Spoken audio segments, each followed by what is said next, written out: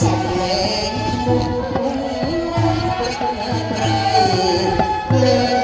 ឬស្អីសម័យខ្លួនហើយទៅយើងមានស្លាវាដាវខាងស្លាសំហើយទៅយើងមានខាងស្លាវាដាវខាងស្លាសំ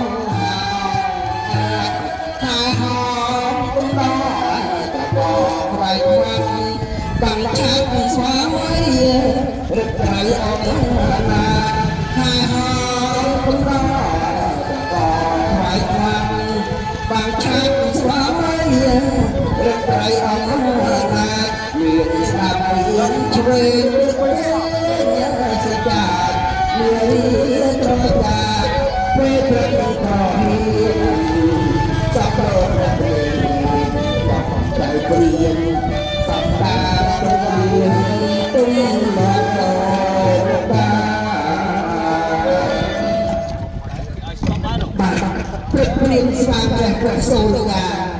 ព្រះពិតក៏កំពុងតែបន្ទិញតាមរយៈស្អីក៏ហោកាន់ក្អៅវាទីខាងដើម